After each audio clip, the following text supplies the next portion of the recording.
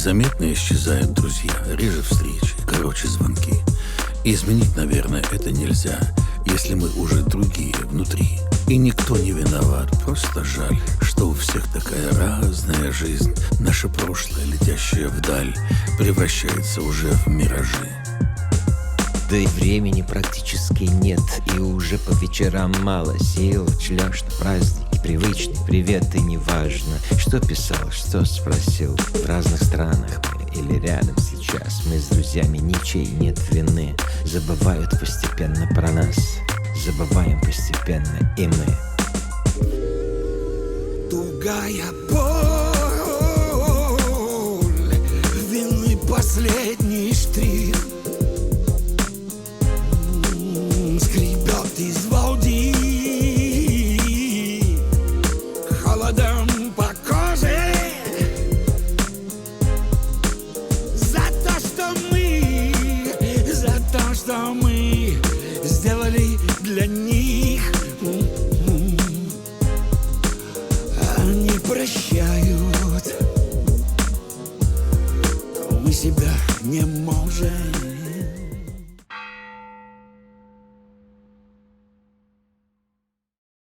Всем привет, друзья! Я и мои коллеги, которых я пригласил поучаствовать в создании фильма, надеемся, что вам будет интересно то, что вы сегодня увидите и услышите от нас. Думаю, что если не все, то многие из вас догадались, что говорить мы будем о наших коллегах, музыкантах, которые, к сожалению, увы, не дожили до сегодняшнего дня. Не все они были одинаково мастеровиты, это понятно. Поэтому о тех, кто внес наибольший вклад в развитие музыкальной культуры как города Якутска, так и в целом республики, мы расскажем поподробнее. Итак, начинаем. Первый наш герой – Эдуард Блихович. Прямо сейчас мы с вами перенесемся в родной город Блиховича, город Красный Луч. Сегодня это Луганская Народная Республика. Добро пожаловать в Красный Луч, родной город моего друга, отличного музыканта, хорошего человека Эдуарда Блиховича. Мы сейчас находимся на улице Качалова, где свои детские и юношеские годы провел Эдик. Свои близкие люди называли его Шмедя. Мало кто знает, что свою музыкальную карьеру Эдик начинал с баяна. Потом это был контрабас, на котором он играл в биг-бенде под руководством Анатолия Бахурца. И, кстати, он был его наставником. Потом фортепиано. И в дальнейшем, последующие годы, которые мы с ним работали, он играл на клавишах. В этом здании был раньше ресторан «Горняк», в котором мы вместе с Эдиком работали. И, кстати, он играл тогда там в нем на баяне и на фортепиано. Потом в 70-м, 71-м году мы работали в ресторане «Красный Луч». А ресторан находился в гостинице, в помещении гостиницы. И это было очень удобно, потому что приезжающие музыканты на гастроли, мы могли с ними пообщаться, поиграть джем-сейшн. То есть было приятное время, отличная атмосфера. Уже в те годы у Эдика была своя музыкальная эстетика, свое понимание гармонии. Он как бы не был техничным музыкантом, но был человеком, обладающим очень изощренным умом. То есть у него был уже свой почерк. Никогда не снимал нота в ноту, как это было в то время принято, и то есть не копировал. Вот. Но играл интересно, похоже, но не так, как в оригинале звучало, и в то же время было не хуже. Да и вообще, я помню, что при прослушивании джазовых композиций Эдик анализировал мелодические, гармонические закономерности и пытался все это дело систематизировать. Причем это было еще до того, как у него появилась лидийская концепция Рассела. Она была распечатана и собрана в такую небольшую книжицу, которую он мне подписал и подарил. 1971 год я снял Эдика на кинокамеру, когда мы отдыхали на пруду. А это ресторан «Красный Луч». Выезжаем с концертом. Эдик оказал на меня, в общем-то, довольно большое влияние как музыкант, и за что ему очень благодарен. Первое появление Эдуарда Блиховича в Якутске случилось в 1973 году. В составе какого-то гастрольного коллектива, он был на гастролях в Якутске, и ему предложили остаться и поработать. Значит, он через некоторое время вернулся в Якутск, Значит, и сделал коллектив гастрольный, куда пригласил меня для работы. Я согласился, мне понравился он как музыкант, как человек. И где-то порядка 2 лет мы проработали в концертно-эстрадном бюро города Якутска, объездили всю республику вдоль и поперек. Была у нас также короткая вылазка в Амурскую филармонию, где-то, наверное, месяца 4-5 мы там поработали. Затем вернулись в Якутск, и мне было предложено место, значит, в ресторане. Тут хочу отметить, что в те годы в таких городах, как Якутск, Магадан, Норильск, Братск, рестораны были таким эльдорадо для музыкантов. Были очень хорошие деньги. И я, как сказал раньше, да, я согласился и пошел работать, значит, вот в ресторан «Спутник», так он назывался. Через некоторое время моим друзьям, Эдику и тем музыкантам, которые остались с ним, было предложено такое же место, только в другом ресторане. И вот где-то 1.5 года мы работали в разных коллективах, в разных местах. Затем, где-то 1.5 года мы как-то встретились с Блиховичем, он предложил опять воссоединиться, поработать вместе. Это, наверное, год был 1978, наверное, 79, сейчас уже не помню. И мы опять объединились, соединились, и до самого его отъезда, где-то до 1985 года, мы работали вместе. Все эти годы Эдик вел такую очень активную музыкальную общественную деятельность, так назовем. Проводились всякие конкурсы, фестивали, где он выступал одним из организаторов, застрельщиков, всевозможные джем-сейшены с гастрольными коллективами. В общем, была такая насыщенная, интересная джазовая жизнь в городе, за что до сих пор очень многие музыканты вспоминают его добрым словом. Были, значит, поездки на фестивали джазовые, и вот об этих поездках, я думаю, что лучше расскажет один из его очень близких друзей. С Эдуардом Блиховичем мы познакомились давно, были знакомы 13 лет, но из этого знакомства 13 лет общались-то, по сути, лет 8. Интересный музыкант уровня, нестандартного для большинства ресторанных. Видно, что играет с увлечением и старается сделать музыку побогаче. А потом уже, когда в 1981 году был создан музыкальный клуб, то туда стали приходить и многие музыканты, игравшие в ресторанах, в кафе, в клубах. И среди них Эдуард Блихович. Вот тогда мы с ним уже сблизились как музыканты. Но он сразу почувствовал во мне интерес и некоторые знания джаза. Я в нем почувствовал не просто знания джаза, а больше, чем у меня.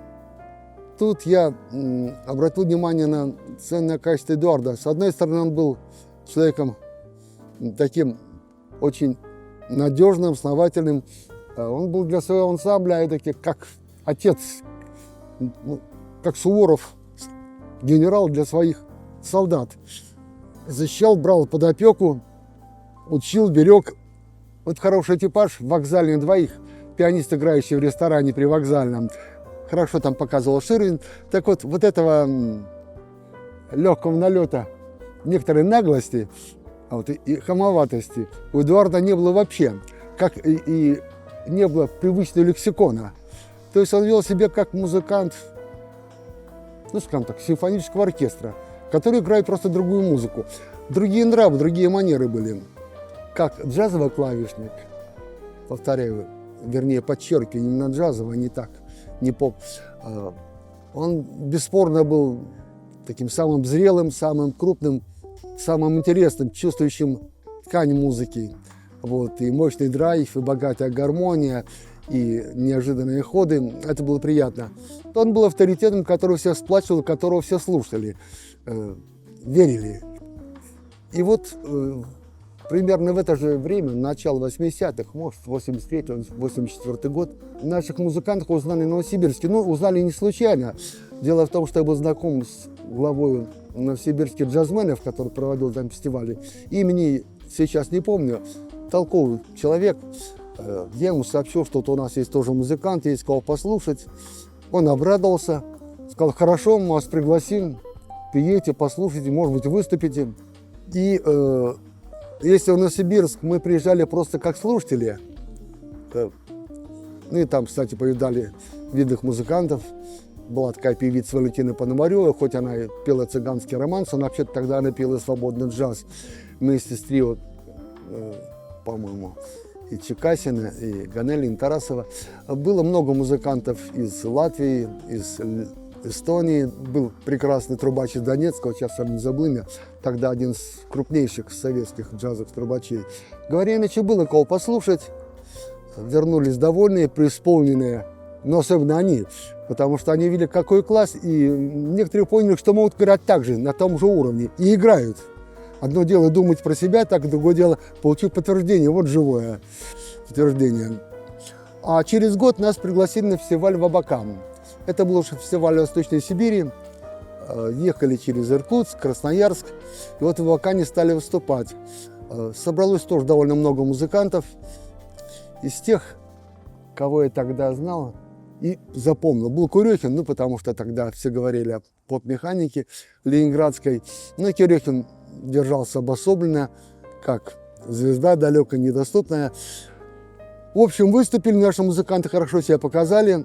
Вот, и в таких разговорах кулуарных говорили о наших клавишниках, о нашем басисте, о нашем гитаристе, в нашем смысле из Якутска. И дошла очередь до джема. Про джем многие любят вспоминать и говорят, и говорить, мол, как здорово там было, и как мы себя показали. Но вообще-то многие на джеме часто боятся выступать. Почему? Это состязание не только с именитыми музыкантами, с очень талантливыми, и даже со знаменитыми. Боязно, можно потерять репутацию, облажаться при всех. Кто же захочет этого? Вот тут мне было приятно, что мы, земляки, не испугались, вышли, вышел Эдуард, потом Володя Казак, по-моему, Дима Твердохлебов. Хорошо себя показали. Я только слушал, я сидел и сравнивал с тем, кто выступал вообще на фестивале, кто в джеме играл до них, кто в джеме играл после них, и понимал, что эти парни имеют хороший, достойный уровень. Просто они не имеют возможности показать себя часто во многих местах. Это было приятным открытием, прежде всего, для них. Опять же, вернулись еще более преисполненные. То есть тогда уже было и мне, и многим ясно, что вот в джазовом мире он, конечно, крупнейшая фигура, по крайней мере, крупнейший клавишник, самый интересный. Всегда делает что-то не так, как прочие, по-своему, ярко, необычно. В 1986 году он уехал к себе на родину, он тяжело болел к этому времени, возможно, надеялся, что там будет лучше, родные стены и все такое, но, к сожалению, не получилось. Эдуард Блихович прожил короткую жизнь, но она была очень яркой, очень насыщенной. Он ушел из жизни в 1987 году. Следующий наш герой – Владимир Козак. Безмерно талантливый музыкант, бас-гитарист. Может, это и нормально вполне, может, это происходит у всех. Кто-то вырвался вперед на коне, от другого отвернулся успех. Но ведь нечего делить нам уже, кроме мыслей и простых новостей. И печально на любом рубеже вдруг остаться одному без друзей. Все, что было, это было не зря. Ради дружбы постарайся, пойми. Так обидно исчезают друзья, и вернуть их невозможно. Увы, пока мы живы, можно все исправить. Все осознать, раскаяться, простить. Врагам не мстить, любимым не лукавить. Друзей, что толкнули, возвратить. Тугая боль, вины последний штрих. Скрипет и сводит холодом по коже. За все, что мы сделали для них, они прощают, мы себя не Первое появление его случилось в 1982 году. Сегодня не помню, кто мне сказал, что в ресторан «Спутник» приехала, значит, группа музыкантов из города Тирасполь, и, значит, очень крепкие музыканты, и т.д. и т.п. Вот. И в свой ближайший выходной я пошел послушать, пришел, и действительно, и музыканты крепкие все, но вот бас-гитарист меня просто поразил своей виртуозностью, своим мастерством, вот, и все, что с этим связано. Мы познакомились, но случилось так, что пробыл в Якутске в тот раз, может быть, недели две, не больше, потому что место бас-гитариста в этом ресторане было не свободным. Вот. И, значит, когда он собрался улетать, мы с ним встретились и договорились о коммуникации. Сейчас не помню, каким это образом был. Тогда мобильных телефонов не было в те годы. Но как-то договорились. И я ему сказал, что как только появится возможность, я, значит, приглашу. Такая возможность появилась, и через некоторое время я, значит, позвонил ему или написал ему. Сейчас это не важно уже. Значит, и Володя прилетел. В Якутске он проработал, чуть больше, наверное, 2 лет. Это были такие яркие, насыщенные 2 года. Тандем Блихович и Козак, просто люди приходили, слушали, восторгались, восхищались, потому что один, что другой были просто прекрасными музыкантами. И, конечно, тот опыт, который уже имел Эдуард Блихович, очень сильно повлиял со знаком плюс на Володю Козака. И, конечно, Володя, уезжая из Якутска, был уже совсем другим музыкантом. И, как говорили мне многие тираспольские музыканты спустя много лет, что Володя уезжал в Якутск подающим надежды, а вернулся в Тирасполь через пару лет уже таким крупным музыкантом. Вот. Но из Якутска он уехал не в Тирасполь, а по приглашению Барри Каримовича Лебасова в группу «Интеграл». Вот. И, наверное, где-то месяца через 3-4 новогодний голубой огонек, и весь Якутск с восторгом наблюдал нашего, как все говорили, земляка Володю Козака на экранах своих телевизоров с песней «Привет». Привет, глазам своим не верю, ведь мы не виделись, наверное, 100 лет. Что твой маршрут, скажи на милость, а ты ничуть не изменилась, нет. Привет,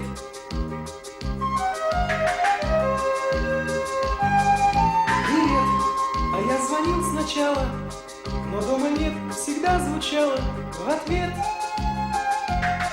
Прости, конечно же, нелепость кричать тебе на весь троллейбус. Привет! Какое-то время он проработал в группе «Интеграл», потом был проект с Паноросской, тогда это была модная, раскрученная певица, потом была группа «Модус», потом была группа «Галактика», вот. А затем его творческий путь пересекся с Владимиром Кузьминым. И вот об этом отрезке его творческой деятельности расскажет его друг, который работал с ним в одном проекте, значит, барабанщик Алекс Бах. Очень интересная история, как мы познакомились с Вовой Козаком. Это было в гостинице «Спорт». И при первом нашем разговоре, при встрече, мы выяснили, что, оказывается, у нас общие знакомые. В общем, его наставник и, можно сказать, учитель, кто его посвятил в музыку настоящую, был учеником моего папы, моего отца. Это был Эдик Бляхович. Эдик Бляхович играл на контрабасе. У моего папы был биг-бенд. Ну, а я, в свою очередь, мне было лет 6, наверное. Я уже, так сказать, там было пристрастие у меня к барабанам. И Эдик Бляхович учил меня свинговать. Типа, говорит, чувак, надо качать. В общем, так, мы познакомились с Вовой Козаком. Вот такая у нас была связь. Вот, и тут же у нас завязалась тесная дружба. Вот, и симпатии друг к другу с точки зрения музыкальных вкусов. Вот, и мы постоянно, в общем-то, были с ним как-то на связи. Ну, так случалось, что пересекались мы на гастролях. Ну, в общем, наши творческие пути, так сказать, были в разных коллективах, но спустя какое-то время была очередная перестановка в моем коллективе, так сказать, в нашем коллективе, когда я работал с Володей Кузьминым. Вот, появилась такая возможность, что ли, и я предложил Володе, говорю, есть бас-гитарист, давай мы встретимся. Он говорит, ну давай привози его. Мы на тот момент записывали как раз альбом, это было во Дворце молодежи на студии. Я позвонил Володе, говорю, приезжай. Он приехал с бас-гитарой, мы тут же сразу записали одну песню. Вот, и пришли к такому выводу, что надо работать. Он на тот момент был связан с группой «Галактика». Вот, что-то там у них происходило или не происходило. Вот, но дело в том, что у нас давно с ним были, так сказать, я уже говорил, творческие симпатии. Мы просто не было обстоятельств или момента. А вот здесь появилась реальная возможность вместе, так сказать, творить и сочинять, и кайфовать с музыкальной точки зрения. Вот так и произошло. И буквально тут же он влился в программу, мы поехали на гастроли. Вот. Позже мы записали альбом, причем со скоростью звука буквально за 4 дня мы вкатали 11 песен с ним. Ну, то есть, понятно, да, насколько было понимание вот, по поводу сыгранности. У нас как-то с ним было так все плотненько, и нам даже не надо было обсуждать или говорить какие-то моменты. Просто у нас было на определенном, так сказать, интеллектуальном, я имею в виду музыкальном, интеллектуальном уровне, что достаточно было только посмотреть, и мы уже знали, ага, давай туда двинемся, в эту сторону. Здесь чуть-чуть вперед, здесь чуть-чуть с оттяжечкой. В общем, у нас была довольно-таки импровизированная манера игры, но импровизированная в определенных рамках. Ну, видимо, скорее всего, это было связано с нашими музыкальными вкусами, и поэтому все очень происходило легко и натурально. В общем, забираю я Вову Казака из «Галактики», и мы уезжаем на ЧОС в составе Владимир Кузьмин, я на барабанах, Вова и Саша Степаненко, клавиши, саксофон. Уезжаем на ЧОС. Вот. После ЧОСа мы летим на концерты в Сан-Диего. И начинается клубная концертная деятельность по Калифорнии. Лос-Анджелес, Сан-Диего и в округе.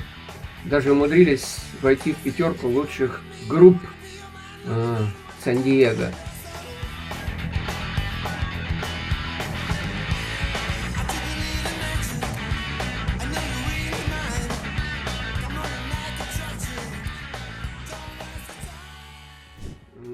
Позже Владимир Кузьмин улетает в Москву.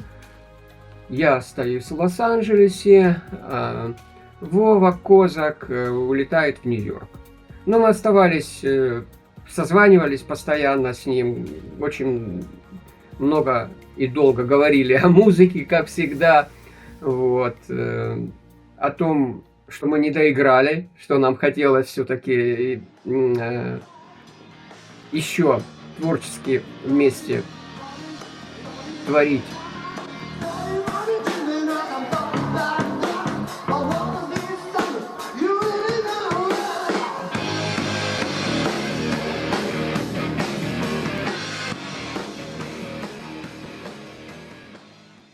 Могу сказать, что, конечно, он был талантливым музыкантом, бас-гитаристом. Но я сразу вижу, человек взял гитару, бас-гитару, я сразу могу сказать, будет играть или нет.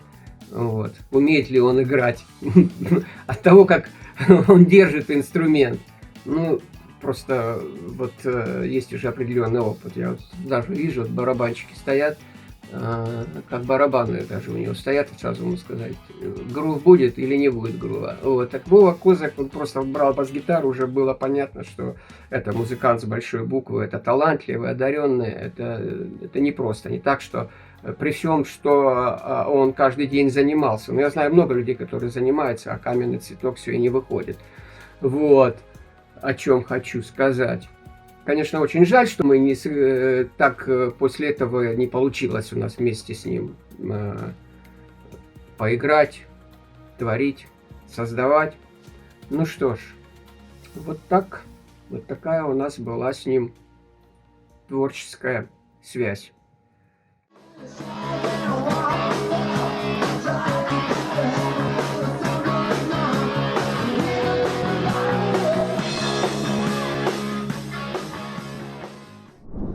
Ну а сейчас, друзья, мы с вами перенесемся через океан в славный город Нью-Йорк, где своими воспоминаниями с вами поделится один из самых-самых близких друзей Владимира Козака.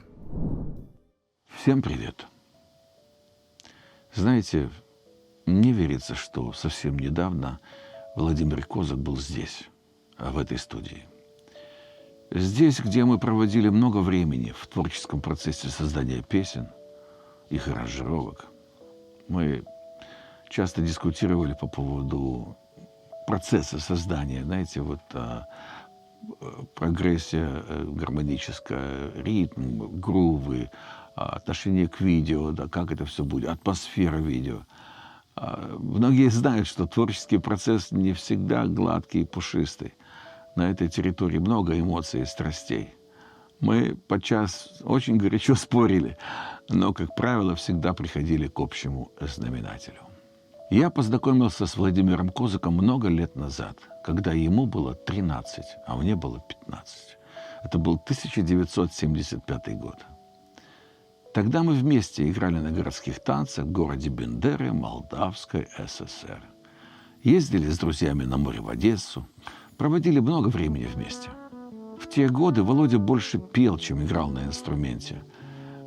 Но однажды, когда мы ехали в автобусе вечером, у кого-то оказалась акустическая гитара.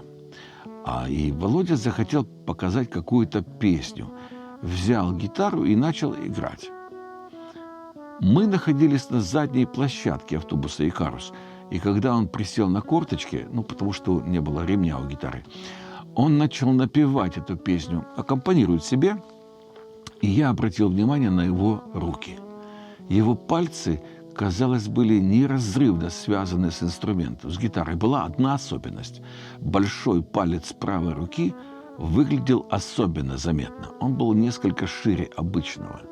Я тогда сказал ему, что ему стоило бы попробовать играть на бас-гитаре. Позже я вспоминал этот момент в наших разговорах, но Володя почему-то этого не помнил. Но он рассказал, он поделился со мной, что в детстве его большой палец стал немного шире после травмы, полученной от молотка или топора. Эта особенность оказалась кстати, когда в музыкальном мире стал популярен стиль игры на бас-гитаре, так называемый слэп.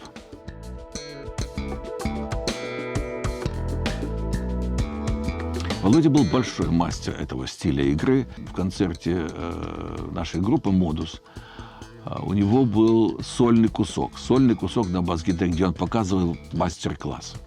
Было очень здорово.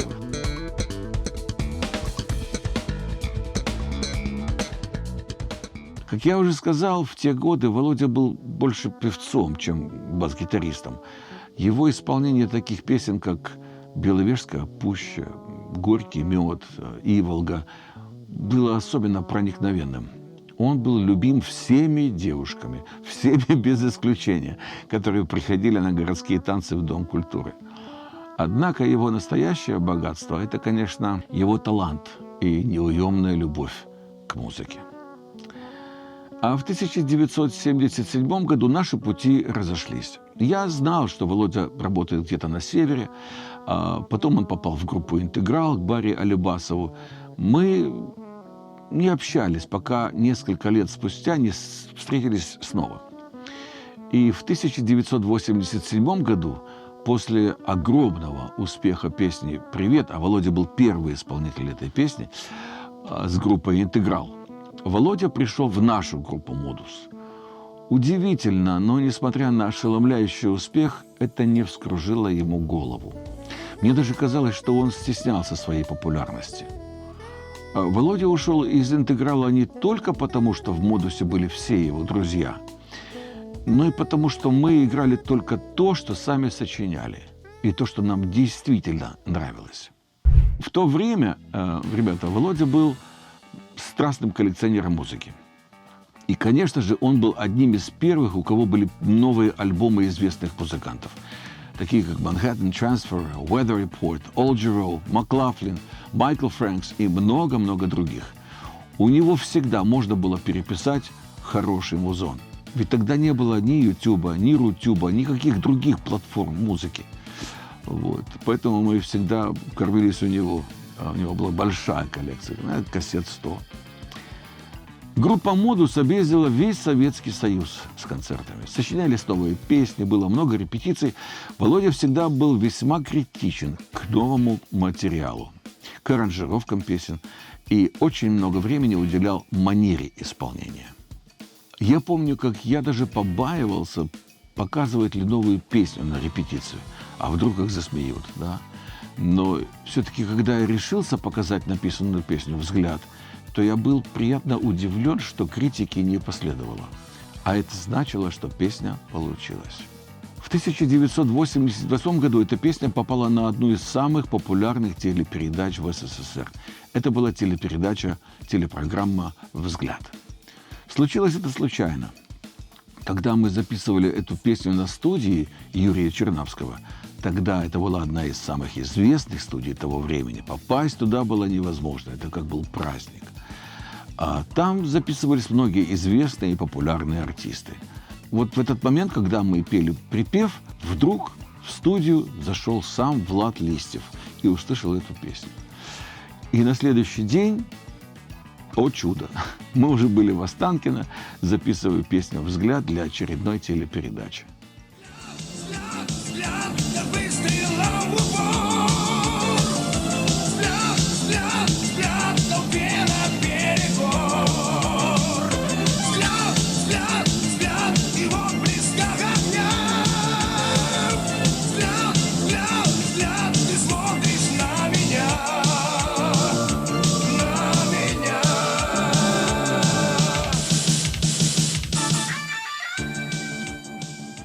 А в 1989 году наши пути снова разошлись. А я уехал в Америку, а Володя продолжил работать с многими известными артистами в Советском Союзе. Со временем он тоже переехал в США, но сначала в Лос-Анджелес, где он работал с Владимиром Кузьминым и Любовью Успенской. И потом уже переехал в Нью-Йорк. В период Лос-Анджелеса мы не пересекались, а когда он переехал в Нью-Йорк, мы, конечно, встречались на музыкальных тусовках.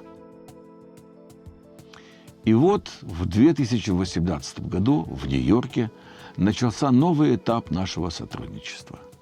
Мы с Володей провели 7 замечательных лет вместе, с 2018 по 2025 год. Эти годы стали настоящим временем дружбы и музыкальной работы. Было создано много музыкальных проектов и видеоклипов. Они все опубликованы и на YouTube, и на Рутюб, и многих других музыкальных площадках цифровых. В этих проектах состав музыкантов иногда менялся, по разным причинам. Но Володя всегда был рядом, несмотря ни на что. Знаете, я хочу отметить особо его отношение к звуку инструмента, звукоизвлечению. Оно было особенным. Оно было присуще только ему, Владимиру Козаку, что делало его абсолютно не похожим на других. Был свой почерк игры, который ни с кем не спутаешь. Хочу также отметить его большую коллекцию басовых инструментов. У него все инструменты, на которых он играл, начиная с Советского Союза, и здесь, когда он собирал инструменты, у него были очень дорогие инструменты, и Фадера ладовая, и Фадера безладовая, и Фендер джаз-бас 1974 года, и пятиструнный джаз-бас модели Маркус Миллер, да и много других, всех не перечислишь. Это вот что касается как бы инструментов и бас-гитар. Знаете, он и вокалистом был замечательным. Тембр, подвижность голоса, диапазон, техника пения, вкус. Но Володя никогда почему-то не строил карьеру в этом направлении. И все же одну песню мы записали. Песню нашего очень близкого товарища, талантливого композитора Станислава Тененбаума. Песня называлась «Ты странная».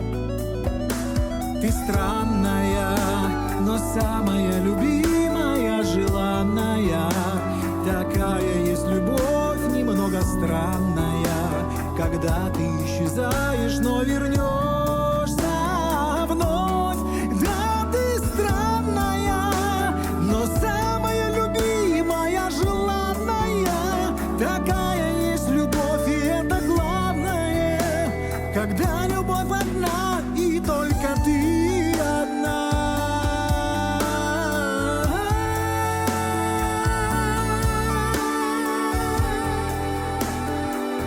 Не уходи.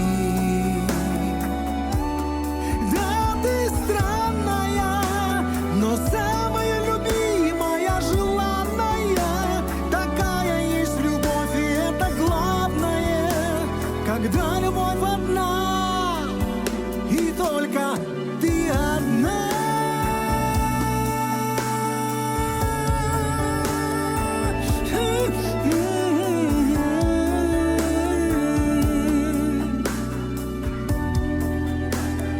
Ты одна.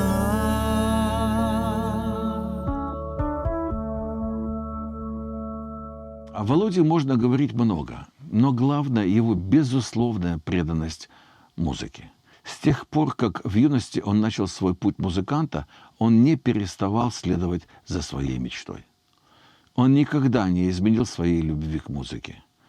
И я знаю много музыкантов, которые по разным причинам оставили свою мечту. Я знаю много музыкантов, которые в музыке оказались случайно. И такое. Но вот Володя, он никогда не сошел с пути, который выбрал в молодости. Быть музыкантом. Он продолжал заниматься музыкой, несмотря ни на что. Он радовался каждому новому концерту, каждой встрече с такими звездами, как Маркус Миллер, Джино Ванелли, Джон Патитуччи, Виктор Вутен, Ян Гиллан, Дюэль Лупс. На каких концертах он всегда ходил на концерты больше всех. И всех нас уговаривал пойти. И я тоже с ним ходил.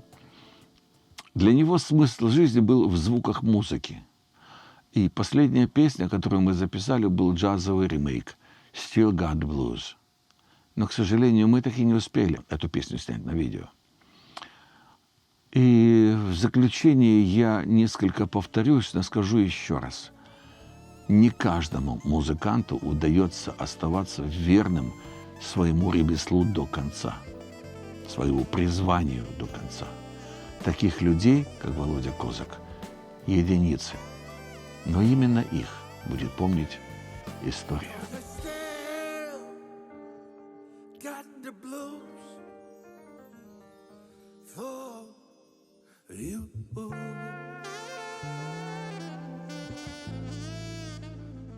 23 марта 2025 года в Нью-Йорке в госпитале завершился земной путь Владимира Козака.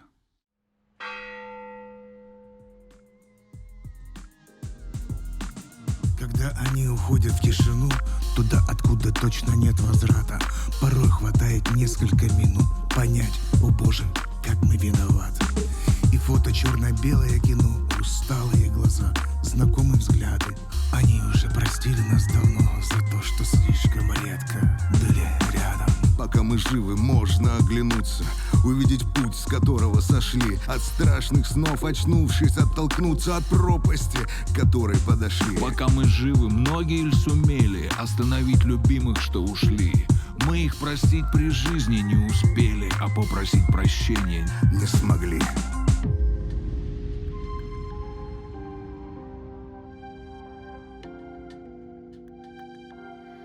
За ни звонки, ни встречи, ни тепло, ни лица перед нами, просто тени. А сколько было сказано не то и не о том, и фразами не теми.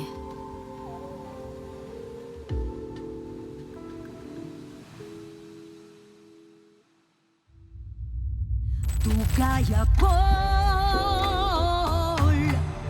вины последний штрих, скребет и сводит холодом по коже. За все, что мы не сделали для них, они прощают, мы себя